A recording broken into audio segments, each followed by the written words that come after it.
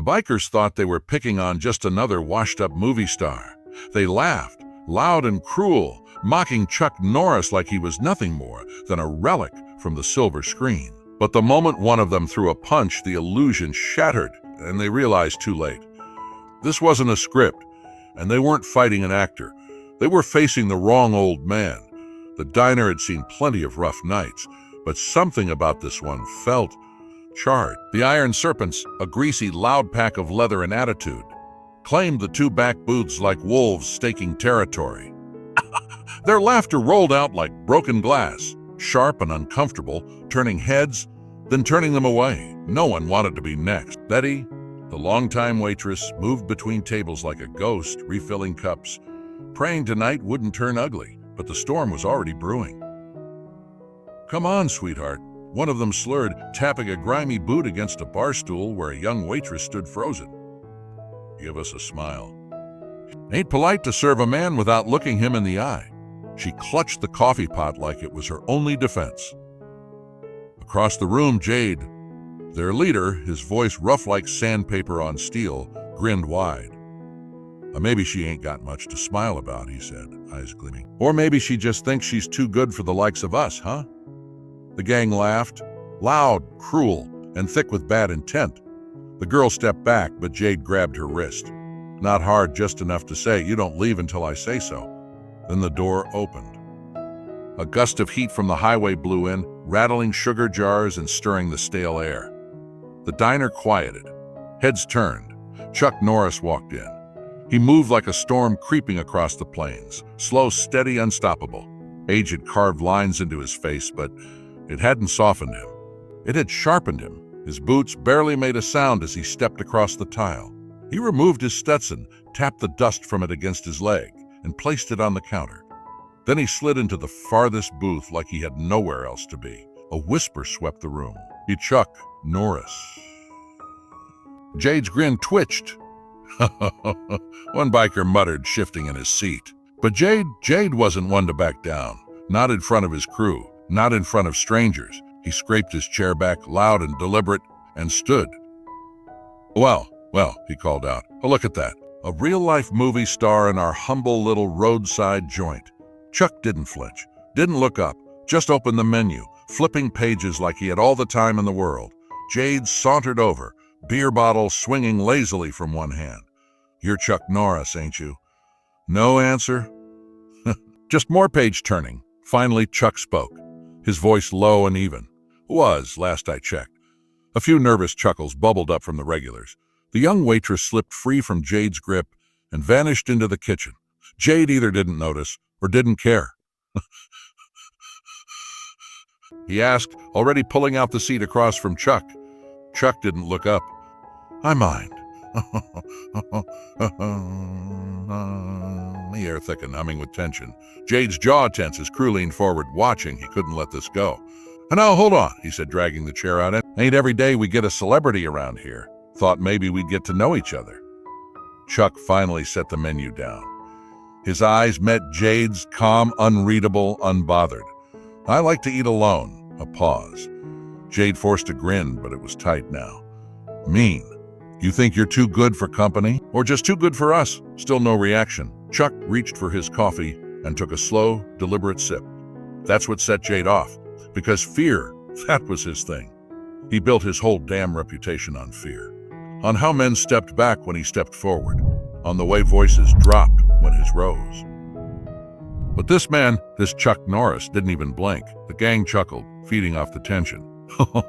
"Oh, look at this guy," one of them sneered. "A Chuck Norris don't want to play. Or maybe he left them roundhouse kicks back in Hollywood," another added. More laughter, meaner now. Chuck set his cup down without hurry. "You know," Jade said, leaning in, "I heard all that fighting in your movies. It's fake, right? Staged, smoke and mirrors. Ain't real."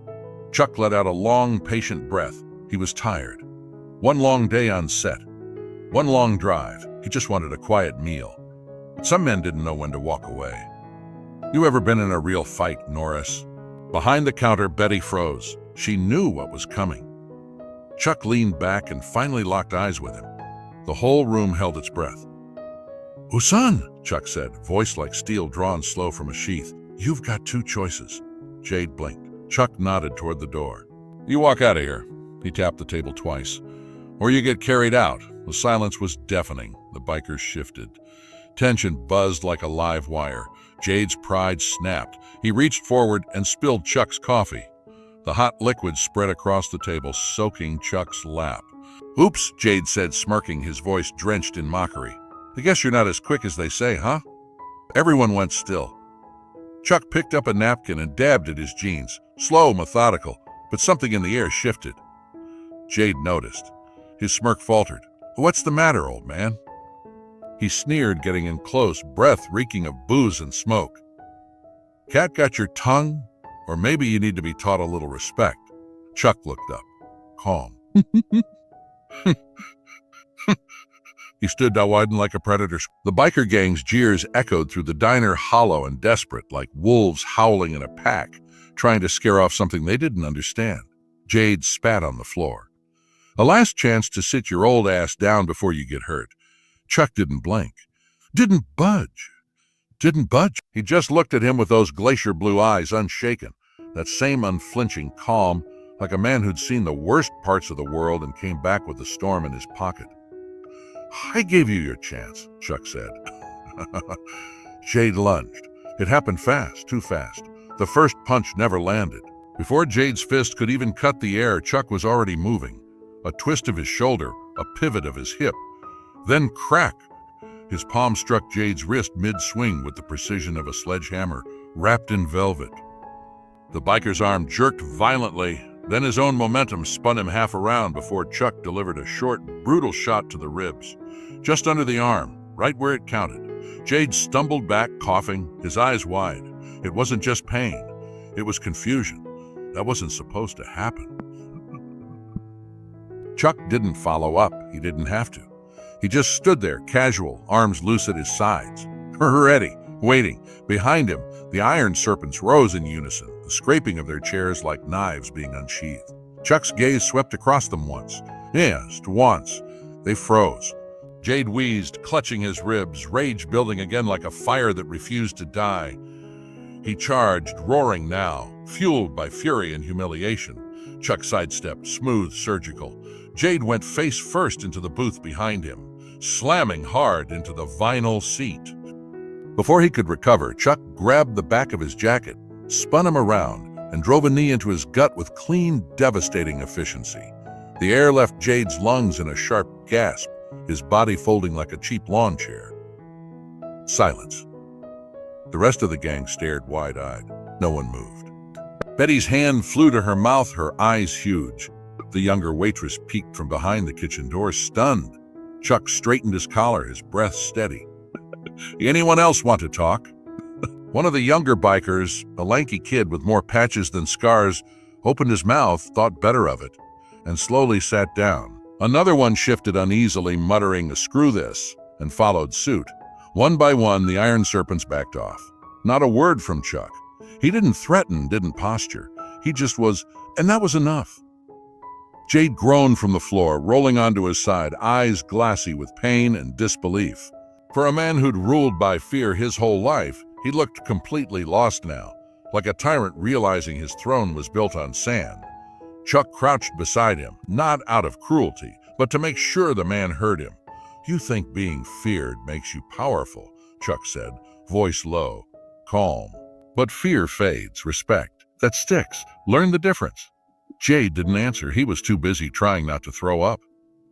Chuck stood again, dusted off his jeans like the whole thing had been nothing more than a minor inconvenience. He turned to Betty, who still stood frozen behind the counter.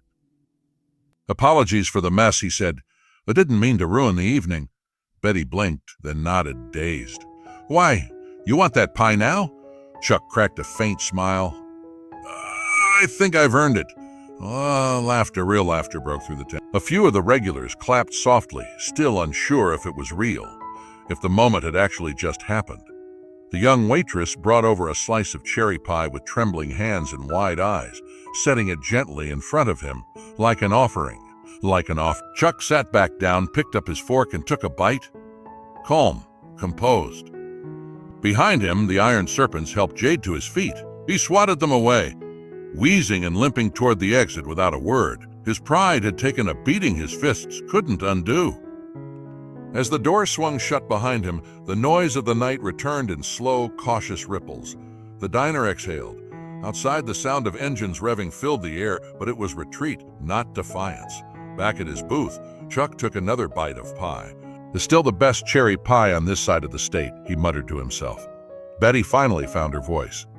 You do this kind of thing often?" Chuck took a sip of coffee and gave her a knowing look. Only when they started. The waitress smiled, nerves giving way to relief. "Well, if you ever want another slice, it's on the house." Chuck tipped his hat. "Appreciate it." And just like that, the man who had turned a powder keg into a lesson in humility went back to his dessert like the storm had never come. But everyone there that night would remember. They'd remember how a quiet man walked into a loud place and silenced it without ever raising his voice. Because Chuck Norris didn't start fights. He finished them, floor spinning across the linoleum until it skittered under a booth. Chuck didn't stop. In one fluid motion, he slammed the biker's face down onto the table, rattling plates and cups. The man slumped, dazed, blood trickling from his temple. The second one came in fast, fueled by rage and panic. A heavy-set bruiser with tattoos snagging up his neck and a chain wrapped around one fist. He swung it wide, sloppy, angry. Chuck ducked beneath the arc and drove a crushing punch into the biker's midsection. Air whooshed out of the man's lungs with a pitiful wheeze, his legs folding before he even knew he'd been hit. He collapsed like a felled tree, groaning. By now, the diner had become a war zone. Chairs overturned, dishes shattered, but Chuck moved like water through fire, precise, fluid, untouchable. Another one, a younger guy more nervous than the rest, hesitated just a beat too long. Chuck's gaze locked on him.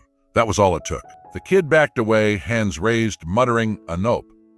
"I'm out," and bolted through the front door. The bell jingled weakly behind him. A pause rippled through the remaining serpents. It was like watching wolves realize the prey they'd been circling was actually a lion. Confidence drained from their faces, replaced with something colder, fear. "Who's next?" Chuck asked, voice low but firm like the ground rumbling before a quake. No one answered. Jade groaned on the floor, trying to sit up, blood smeared down his face, the fight completely knocked out of him. Whatever fire he had at the start was long gone, doused by pain and the unmistakable truth that he'd made a catastrophic mistake. Chuck glanced toward Betty, who was still crouched behind the counter, her hand gripping the phone, eyes wide. He gave her a subtle nod. Everything's under control. She exhaled shakily, lowered the phone. "You boys done?" Chuck asked, eyes scanning the dazed, scattered group. "Or do I need to start teaching everyone in this town a manners class?" One of the last remaining bikers, a wiry man with a goatee and trembling hands, helped the bloodied bruiser off the floor. "Let's go," he muttered. "This ain't worth it." No one argued. They shuffled toward the door, dragging their pride and their wounded along with them. The bell chimed as the iron serpents spilled out into the night, their tough guy swagger stripped away, leaving only broken silence and stained linoleum behind. Chuck looked down at Jade, still wheezing on the floor. "Next time you want to throw your weight around," he said, calm as ever. "Try a gym and..." He stepped over him and returned to his booth like nothing happened. As he sat back down, he brushed a shard of broken ceramic from the table, picked up his fork again, and finished the last bite of pie. Betty rose slowly, still stunned, eyes wide with disbelief. Chuck looked up at her with that quiet, steady calm. "You already said it," he replied. "You told him to stop. He didn't listen," she blinked. "I meant you just, holy hell, that was something." Chuck smiled faintly, sipping his coffee. "First, you ever notice how some folks gotta learn things the hard way?" She nodded. "Yeah, but no one's ever taught that hard before." The trucker near the door clapped once, then twice. Soon a slow ripple of applause rolled through the remaining diners. Not rowdy, not loud, just real. No, Chuck didn't bask in it. He simply nodded once and returned his focus to the now empty booth across from him, like he hadn't just dismantled half a biker gang with nothing more than instinct and precision. The young waitress peeked out again, eyes wide. Is it always like this with you?" Chuck set down his coffee cup and gave her a long, thoughtful look. "Oh, not always," he said. "Only when people mistake silence for weakness." Outside, the growl of motorcycles faded into the distance. Inside, the diner slowly came back to life. Scattered conversation, the hiss of the coffee machine restarting, someone turning the jukebox back on with trembling fingers. But nobody would forget what they saw. Chuck Norris hadn't just defended a diner. He reminded a town what real strength looked like. Guy didn't even get a full step before Chuck met him head on, faster than anyone expected, faster than anyone could follow. With a swift uppercut, clean and surgical, Chuck caught him right under the chin. The biker's feet left the ground. For a moment, it was like time froze, his body suspended in the air before he crashed to the floor in a limp, unconscious heap. Gasps erupted around the diner, hands flying over mouths, eyes wide, breath caught in throats. One woman near the jukebox let out a shaky, "Oh my God," as the chaos finally stopped cold. Chuck stood alone in the middle of the wreckage, 3 more bikers groaning at his feet, broken glass glinting around him like fallen stars. His face was calm, irritable. No adrenaline-fueled rage, no bragging, just that unshakable stillness like a man who'd been through worse and wasn't impressed. Behind him, the door creaked open. Jade, blood smeared down one side of his face, his steps uneven, but this time, something had changed. There was no fury left, no barking threats. He looked at the destruction, at his crew sprawled and broken, at the scattered remains of a fight that was never his to win. And then he did something no one expected. He reached into his jacket slowly. A few diners tensed, bracing eyes darting for cover, but instead of a weapon, Jade pulled out his wallet. He limped to the counter, fished out a wad of cash with a trembling hand and slammed it down in front of Betty. For the damage, he muttered through swollen lips. She stared at the money, then at him, speechless. Jade didn't look at Chuck again. He turned and walked out without another word, pushing the door open with his shoulder. It swung shut behind him with a dull thud. Silence. Again. But this one was different. This wasn't the breath-holding kind of silence that comes before violence. This was the hush of awe, of people realizing they'd just seen something legendary. Chuck adjusted his collar and took a step back toward his booth. "That table, still clean?" he asked, nodding toward the one that hadn't been overturned in the fight. Betty blinked, nodded slowly.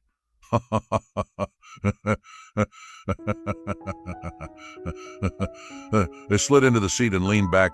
"I think I'll have another slice of that cherry pie, if that's all right." The young waitress appeared again, looking like she'd just survived a tornado. "Anything else, sir?" she asked, voice thin. Voice thin. Chuck gave her the faintest of smiles. "Maybe a fresh cup of coffee, decaf this time." Laughter bubbled up somewhere in the back, a single chuckle that turned into something more. Not mockery, not disbelief, relief, amazement, admiration. The trucker near the door leaned over to his buddy and whispered, That guy just cleaned out the iron serpents like he was brushing crumbs off a table." The buddy just shook his head, eyes still locked on Chuck.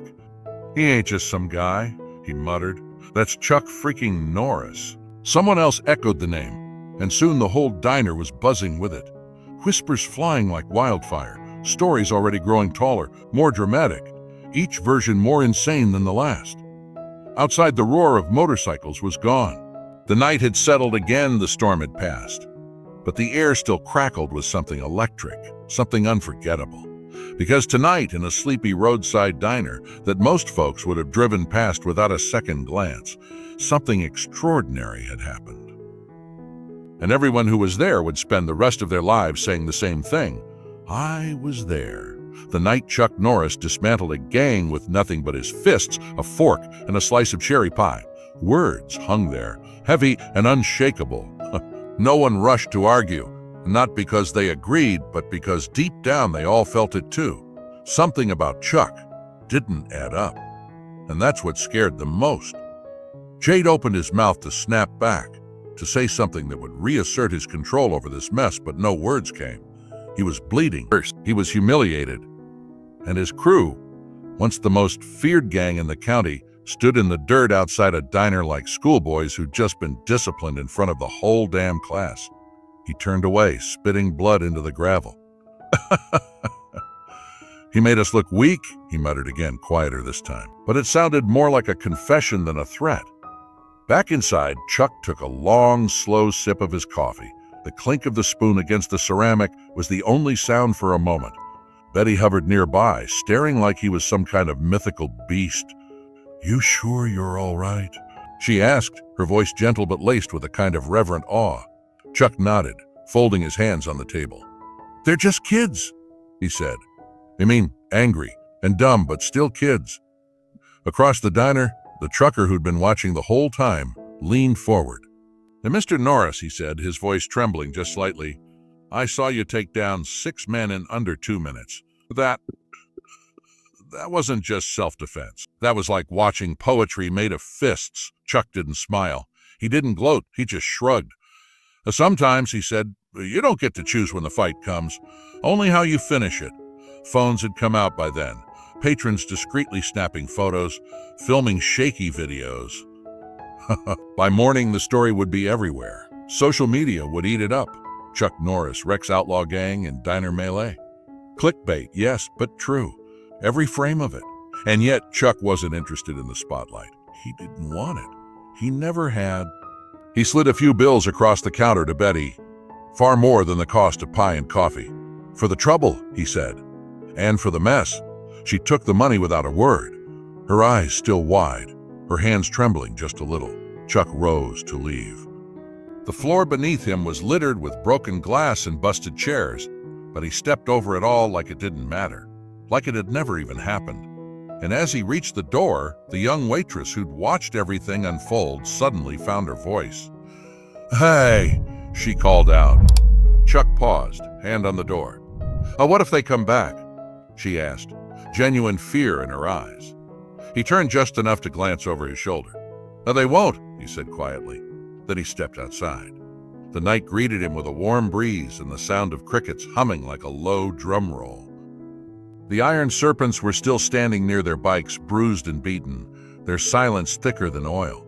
They watched him walk to his truck, that battered old Ford, parked like it had been waiting for the exact moment he'd need it. No one said a word. Chuck climbed in, turned the key, and the engine rumbled to life like a sleeping giant. Headlights flared to life, catching the dust as it swirled in the air. One final look back. No gloating, no speeches. Just a man leaving a battlefield without needing a victory lap. And then he drove off. The iron serpents didn't follow. They couldn't. Inside the diner, silence lingered like a ghost. People slowly began to move again, whispering in hushed, reverent tones. Someone finally said it out loud. "Oh, was that really Chuck Norris?" Betty, still clutching the money he'd left behind, just nodded. "He came in for pie," she whispered, like it was the most profound thing she'd ever said, and walked out a damn legend. Outside, the red taillights of Chuck's truck vanished down the highway, swallowed by the night. But the story of what happened there, that wouldn't vanish. It would grow. It would evolve. Because this wasn't just some barroom brawl. This was something else. Something people would talk about for years to come. And deep down, every person who witnessed it knew one thing for sure. They hadn't just seen a man win a fight. They'd seen what happens when you try to challenge the myth. And the myth hits back. Dad walked out of that diner calm and collected. His instincts hadn't dulled, not even a fraction. And now, as he stared down at the faded ink scrawled across the old notebook page, he saw a name. One that hadn't crossed his mind in years. Jade Riker. The moment he'd heard the name earlier that day, something had flickered in the back of his memory. Now it was clear. That wasn't just some punk with a gang and a bad attitude. He was connected. A legacy of violence bred into him. Jade was the son of Malcolm Riker, a cartel enforcer Chuck had taken down a lifetime ago, in another dusty town just like this one. Chuck closed the notebook with a quiet snap. This wasn't coincidence. This was blood coming back to collect old debts.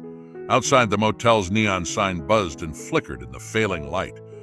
Chuck rose slowly, walking to the window. He pulled the curtain aside and scanned the parking lot. Empty for now. But he could feel the tension in the air thickening, like the scent before rain. Back in that garage, Jade had finally gotten his second win. His lip was split, his ribs ached, but the fire in his chest had only grown hotter. He moved with purpose now, pulling down crates of gear, unlocking a steel cabinet most of them hadn't seen opened in months. Inside it, shotguns, knives, brass knuckles, vests, tools of war. "We do this smart," Jade growled. "No more stupid barroom brawls. We find out where he's staying. We surround him." "This ain't about pride anymore. It's about message." Jesse stayed in the corner, silent, but his eyes never left Jade. Something was gnawing at him. That strange feeling in his gut that had only grown since the diner. Not fear exactly. Something deeper. A sense that this whole thing wasn't going to end the way they thought. And maybe it never had a chance to. Meanwhile, Chuck was already one step ahead. He packed lightly. He always did. His duffel bag contained only the essentials. A change of clothes, a small med kit, a sidearm he hadn't drawn in years, and a badge. Old, faded, federal issue. He stared at it for a moment, a reminder of who he used to be before the world changed and the lines blurred. Before good men had to walk away from the fight just to survive it. He tucked the badge away and pulled on his jacket. Time to move. Staying in one place too long was never smart. And if Jade was anything like his father, he wouldn't just be licking his wounds. He'd be hunting. As Chuck stepped outside, the motel air was still. Too still. He scanned the horizon, the fading light bathing the road in a haze of amber. Then he heard it, a faint rumble. Not thunder, not yet, but engines. Far off, approaching. Chuck didn't flinch. He just pulled the keys from his pocket and started walking toward his truck. The Ford was old but dependable. Like him. And like him, it still had a few tricks left under the hood. By the time he reached the door, his phone buzzed. A burner, prepaid, no name attached. Only a few people in the world had the number. He answered, "Yeah." A voice on the other end was calm but urgent. "They're coming, Chuck. The kid, Jade, he's not just angry. He's got backing. Somebody wants you taken out. This ain't just revenge. It's a contract." Chuck's jaw clenched. "Who?" "They don't know yet," the voice said, "but they've got resources, surveillance, maybe even law enforcement in their pocket. You need to disappear." Chuck looked out at the open road, eyes narrowing.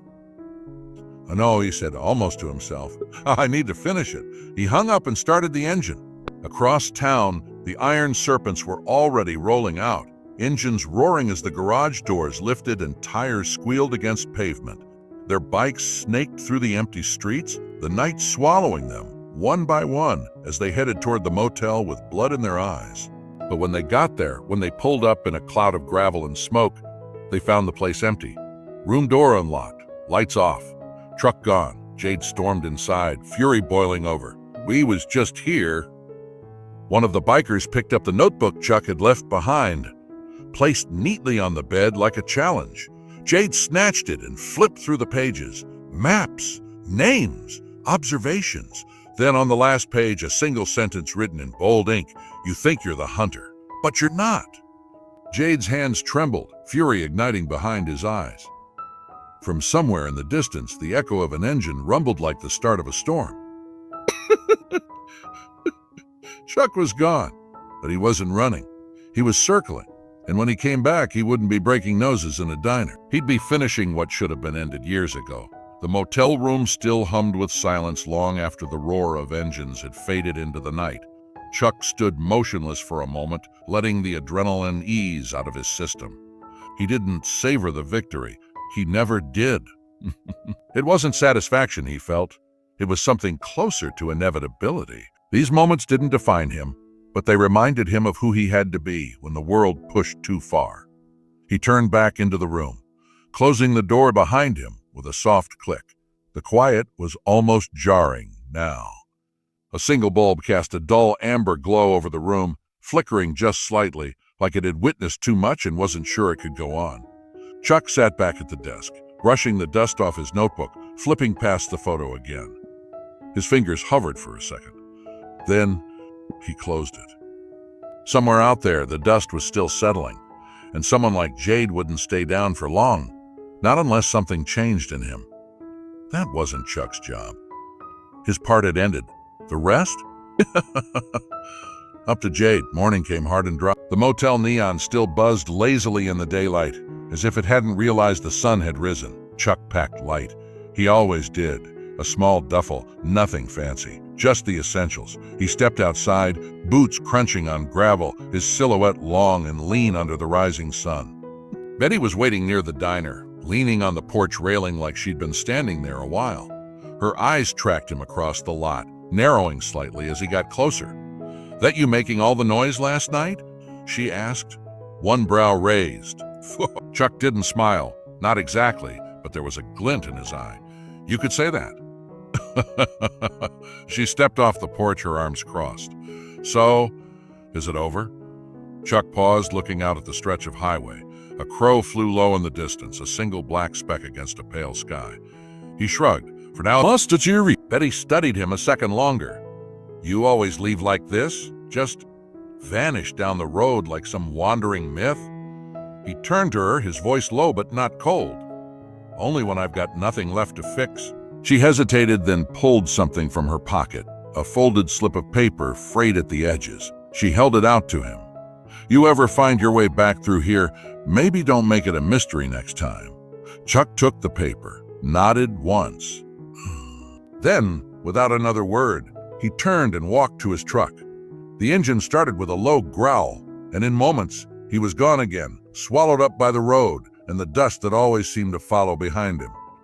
Back in town, the iron serpents nursed more than just bruises. Jade hadn't said much after the fight. He disappeared for 2 days, holed up in the garage, door locked, engine parts scattered like broken pieces of an ego too proud to admit it had cracked. Jessie was the first to speak up. "What now?" It wasn't defiance, it was fear laced with curiosity. The kind that came from watching your world shift and not knowing where your footing was anymore. Jade looked up from the floor. His hands greasy, his knuckles still raw. He didn't answer right away. Just stared at the wall, eyes bloodshot from lack of sleep and too much thinking. Finally, he spoke. "He's not just some old man." That was all he said. But the room got real quiet. They'd all felt it, that line between being dangerous and being outclassed, between barking loud and standing in front of a storm you couldn't predict. They weren't the kings of this town anymore. Maybe they never had been. Maybe it just took one man to show them the mirror. In the days that followed, rumors swirled. Some said Chuck had been a special forces legend. Others claimed he was a ghost from the old world. Someone who'd once walked through fire and never stopped burning. A few folks at the diner started calling him the Dust Walker, like something out of an old Western. Betty just smiled whenever anyone asked.